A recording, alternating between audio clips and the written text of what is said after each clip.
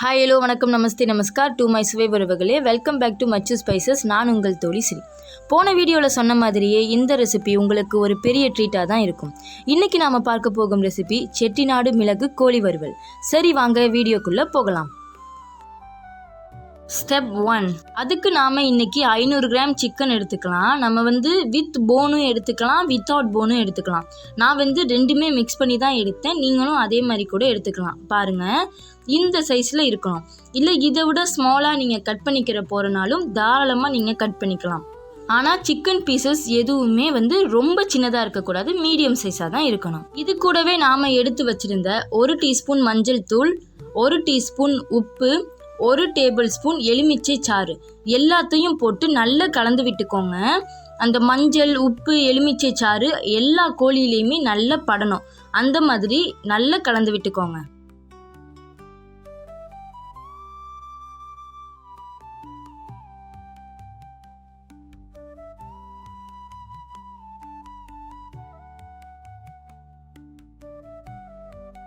இப்போ பாருங்க, நல்லாவே கலந்து விட்டுட்டேன். ஒரு 30 நிமிஷம் மூடி போட்டு அப்படியே விட்டுறலாம். வாங்க ஸ்டெப் 2க்குள்ளே போகலாம். அதுக்கு ஒரு கடாயில் 2 டேபிள் ஸ்பூன் மிளகு, 1 டேபிள் ஸ்பூன் சீரகம்,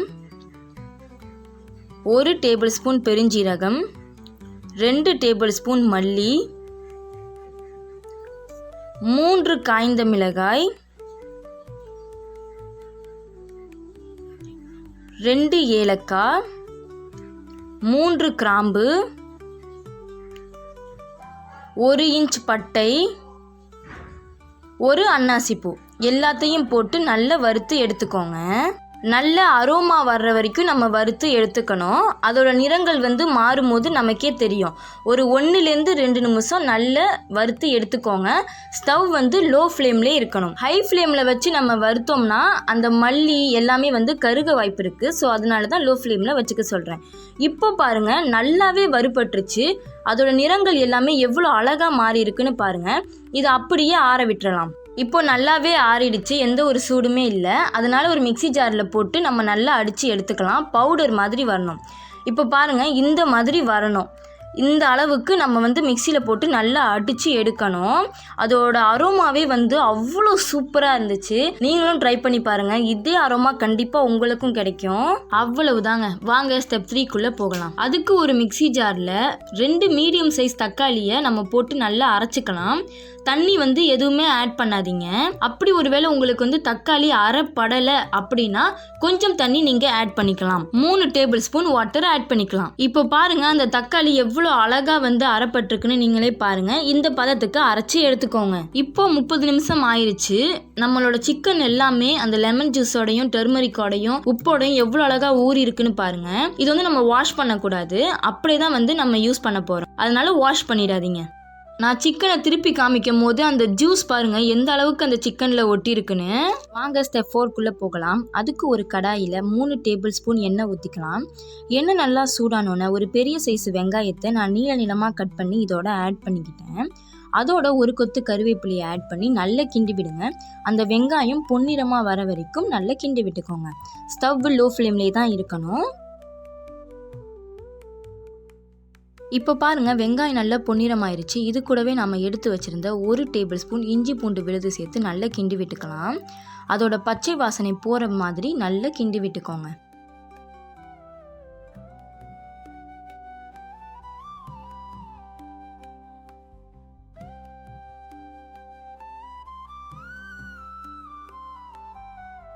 இப்போ பார்த்தீங்கன்னா இஞ்சி பூண்டு விழுதோட பச்சை வாசனை போயிடுச்சு. இந்த டைமில் நம்ம அரைச்சி எடுத்து வச்சுருந்த தக்காளி சாறை இதோட சேர்த்துக்கலாம்.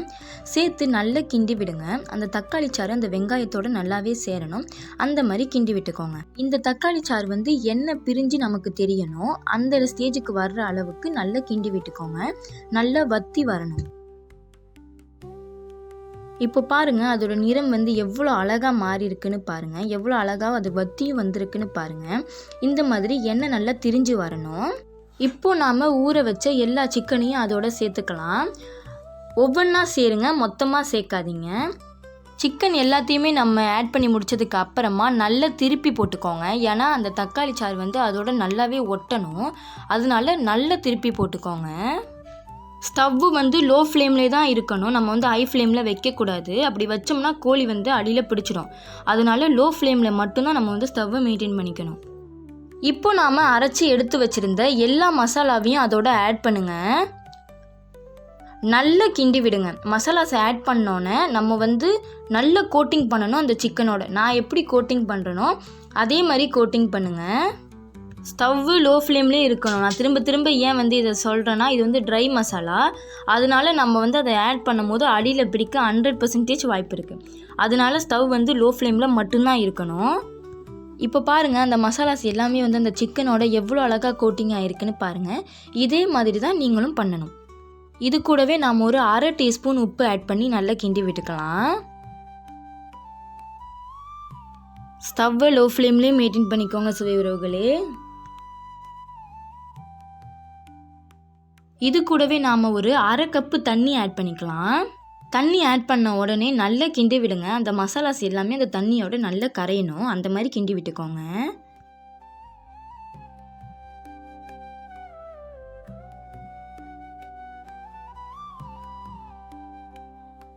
இப்போ பாருங்கள், அந்த தண்ணி நல்லாவே பாயில் ஆக ஆரம்பிச்சிருச்சு. அந்த மசாலாஸோட அந்த சிக்கனோட நல்லாவே பாயில் ஆகுது. இந்த ஸ்டேஜில் கிண்டி விட்டுக்கோங்க. இப்போ பாருங்கள் சுவை உறவுகளே, எவ்வளோ அழகாக அந்த மசாலாஸ் எல்லாமே வற்றி வந்திருக்குன்னு. 1/2 கப்பு தண்ணியே போதுமானது. அதுக்கு மேலே நம்ம தண்ணி வந்து ஆட் பண்ண வேண்டாம்.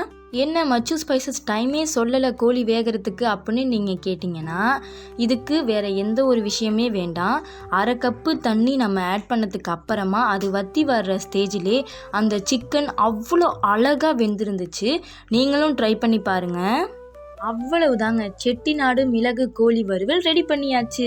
அருமையான சுவைகளோடும் எளிமையான செய்முறைகளோடும் நிறைய ரெசிபிஸ் உங்களுக்காக வெயிட் பண்ணிக்கிட்டு இருக்கு. ஸோ மறக்காமல் மச்சு ஸ்பைசஸ் சேனலில் சப்ஸ்கிரைப் பண்ணுங்கள்.